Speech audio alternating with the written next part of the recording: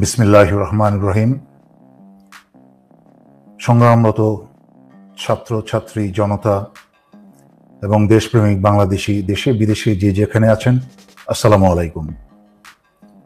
বাংলাদেশে যুদ্ধ শুরু হয়ে গেছে। সবাইকে সতর্ক করতেই আমি অত্যন্ত জরুরি কিছু তথ্য প্রকাশ করতে আপনাদের সামনে এলাম। আমি বাংলা সংগ্রামরত, আন্দোলনরত ছাত্র ছাত্রী জনতা এবং দেশপ্রেমিক সশস্ত্র বাহিনীর পক্ষ থেকেই স্বৈরাচারী শেখ হাসিনার সরকারকে বহিষ্কার ঘোষণা করছি। স্বৈরাচারী শেখ হাসিনার সরকার আজ থেকে বাংলাদেশে সম্পূর্ণ অকার্যকর ঘোষণা করা হলো এবং স্বৈরাচারী শেখ হাসিনার আওয়ামী লীগের যে কোনো সদস্যকে পেলে আপনারা গ্রেফতার করে জেলে সোপর্দ করুন। সশস্ত্র বাহিনী, দেশপ্রেমিক বিজিবি সকলের উদ্দেশ্যে আপনারা বিজিবির প্রতি সারা বাংলাদেশের সীমানা পাহারা দিন এবং সশস্ত্র বাহিনীর নিজ অন্যান্য দায়িত্বের পাশাপাশি দায়িত্ব সকল বিমানবন্দরগুলোকে দৃষ্টিতে আনুন এবং পাহারায় রাখুন, যেন আওয়ামী লীগের কেউ পালিয়ে যেতে না পারে। স্বাধীনতা, সার্বভৌমত্বকে রক্ষা করার দায়িত্ব আমরা যারা বেঁচে আছি এবং পরবর্তী প্রজন্ম বা নতুন প্রজন্ম ইতিমধ্যে তাদের দায়িত্ব 15 বছর অবহেলার পরে তারা এখন দায়িত্ব বুঝতে শুরু করে দিয়েছে, তারা দেশ ভালোবাসতে শুরু করে দিয়েছে। তাদের মাঝখানে আর মৃত্যুর ভয় নেই। তাদের মাঝখানে যখন মৃত্যুর ভয় চলে গেছে, তখনই হয়েছে স্বৈরাচারী শেখ হাসিনার ক্ষয়। হাসিনাকে আর এক মুহূর্ত টিকতে দেওয়া যাবে না। যেখানেই পাবেন এদেরকে আপনারা গণধোলাই দিতে শুরু করেন। সশস্ত্র বাহিনী, আবারও বলছি, শেষ কথা, জরুরি অবস্থা জারি করে বাঁচতে হলে, দেশকে বাঁচাতে হলে, জনগণকে বাঁচাতে হলে জরুরি অবস্থা জারি করে এখনই ক্ষমতা হাতে নিন। আপনারা সমগ্র সেনাবাহিনীর উপর ভুল বুঝবেন না। যদিও সেনাবাহিনীর দায়িত্ব ছিল জনগণের কাতারে দাঁড়িয়ে আসা, জনগণ এবং দেশকে রক্ষা করা, সেইটা পবিত্র দায়িত্ব হচ্ছে জনগণের। যাই হোক, যেহেতু হাসিনা তার সর্বোচ্চ ক্ষমতা ব্যবহার করে ফেলেছে, ক্ষমতায় টিকে থাকার জন্য পুলিশ, বিজিবি, প্যারামিলিটারি সব ব্যবহার করেছে, এমনকি সশস্ত্র বাহিনী ব্যবহার করে কারফিউ পর্যন্ত জারি করেও ছাত্র জনতার বিরুদ্ধে পরাজিত হয়েছে। এখন স্বৈরাচারী শেখ হাসিনার হাতে আর কোনো শক্তি বাকি নেই। সেই কারণে স্বৈরাচারী শেখ হাসিনা বাংলাদেশের চিরশত্রু ভারতের ষড়যন্ত্রের কে আহ্বান জানিয়েছে বিডিআরের মতো আরেকটা হত্যাকাণ্ড ঘটাতে। বাংলাদেশ সেনাবাহিনীতে, সেনানিবাসে বা বিভিন্ন কোনো অর্গানাইজেশনে যদি এই ধরনের একটা হত্যাকাণ্ড চালানো যায়, তাহলে ভারতের পরিকল্পনা হচ্ছে বাংলাদেশকে প্রহরী শূন্য করা, বাংলাদেশের সার্বভৌমত্ব এবং স্বাধীনতা রক্ষা করার জন্য আর কোনো প্রহরী বাকি না থাকে। তাই নিজেদের মাঝখানে রক্তক্ষয় শুরু করে দিয়ে সেনাবাহিনীর অফিসার এবং দেশপ্রেমিক সেনাদেরকে হত্যা করে হাসিনা বাংলাদেশের ভিতরে ভারতীয় সেনা প্রবেশ করাবে। তা 2009 সালে বিডিআর অফিসার হত্যা, সেনা অফিসার হত্যার আগে যেরকম চিঠি বিতরণ হয়েছিল, ঠিক আবার সেই চিঠি বিতরণ শুরু হয়ে গেছে। বিডিআরের সেনা হত্যার আগে সেনা হত্যায় যারা যারা জড়িত ছিল তাদের মাঝখানে সোহেল তাজ অন্যতম। সেই সোহেল তাজ আবার নাটকীয়ভাবে বাংলাদেশে এখন হাজির।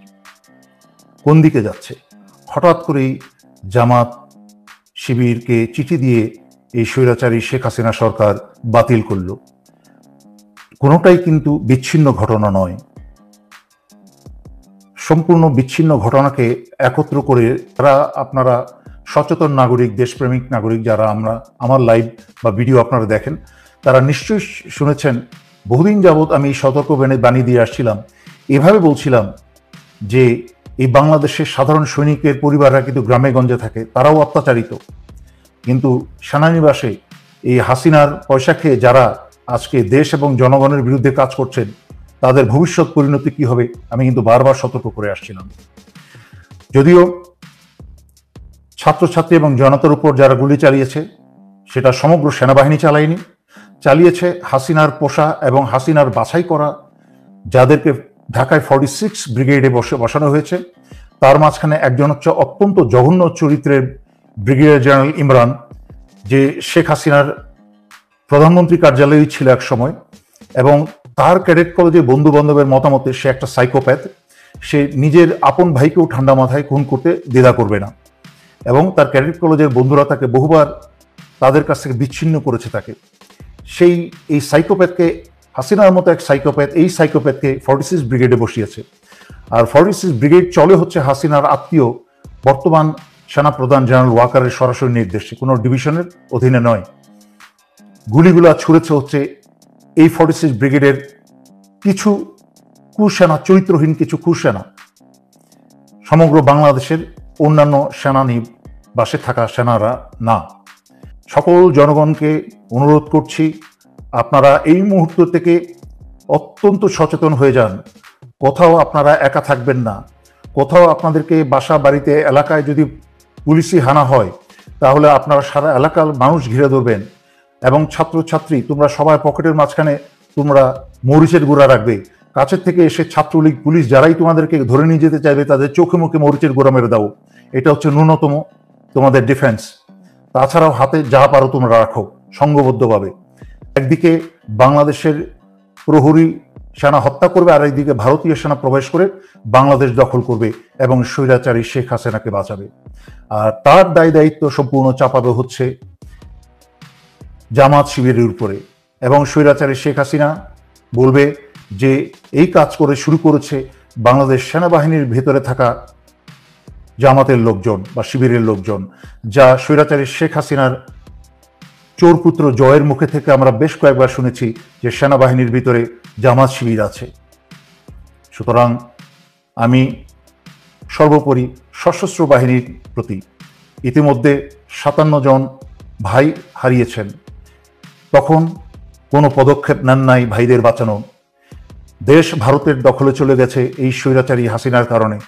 15 বছর ধরে যাবৎ বাংলাদেশের সবকিছু, স্বাধীনতা, সার্বভৌমত্ব, এমনকি জনগণের জান মাল, বাংলাদেশের অর্থনীতি সবকিছু ভারতের হাতে তুলে দিয়েছে। আর অপেক্ষা করবেন নিজের এবং নিজের স্ত্রী সন্তানের রক্ত দিয়ে? এখনো সময় আছে। আজকে রাত্রে ভোরের অপেক্ষা না থেকেই আপনারা অস্ত্র হাতে জরুরি অবস্থা জারি করে সারা বাংলাদেশের ক্ষমতাবার হাতে তুলে নিন, এবং ছাত্র আন্দোলনরত ছাত্র জনতার সাথে কাঁধে কাঁধ মিলিয়ে বাংলাদেশ রক্ষায় দাঁড়িয়ে যান। আমি স্যালুট জানাতে চাই আমাদের সংগ্রামী ছাত্র ছাত্রী জনতা এবং আমাদের রেমিটেন্স যোদ্ধাদের, যারা বাংলাদেশ রেমিটেন্স পাঠানো কমিয়ে দিয়েছেন বা বন্ধ করেছেন। আপনারা প্লিজ এই সংগ্রামটা আরো কিছুদিন চালু রাখেন, কারণ প্রতিটা আঘাত, রেমিটেন্সের আঘাতটা কিন্তু বিশাল বড় আঘাত। কারণ বাংলাদেশের এই স্বৈরাচারী হাসিনা 15 বছর কিন্তু চলেছে, ডান্ডাবাজি করেছে, এবং সেনাবাহিনী এবং পুলিশ ভুরি বানিয়েছে কিন্তু আপনাদের পয়সা, আপনাদের গায়ের রক্ত পানি করে পাঠানোর পয়সায় কিন্তু তারা মানুষ হত্যা করেছে, ডান্ডাবাজি করেছে, ফুটানো দিয়েছে। দেশটা যেন তাদের বাবার, দেশটা কারোর বাবার না, যেটা এতদিন বঙ্গ চিকেন বুঝতে পেরেছেন এতদিন পরে। সুতরাং আপনারা আর কিছুদিন দেশে টাকা পাঠানো বন্ধ রাখেন। ইনশাল্লাহ চতুর্দিক থেকে ছোট ছোট চাপ, বিশাল বড় চাপের সৃষ্টি হয়ে স্বৈরাচারীর হাসিনার গলা চেপে ধরবে, এবং হাসিনাকে পালাতেই হবে ইনশাল্লাহ। এখন হাসিনার পোষা কুকুরগুলা তারা খবর ছড়াচ্ছে, বিভিন্ন ভীতি সঞ্চার করার চেষ্টা করছে জনতার মাঝখানে, ছাত্রছাত্রীদের মাঝখানে, যে হোয়াটসঅ্যাপের রেকর্ডিং করা হবে, হোয়াটসঅ্যাপের বার্তা, বাজে কথা, নোংরা কথা, সেই ক্ষমতা তাদের নাই।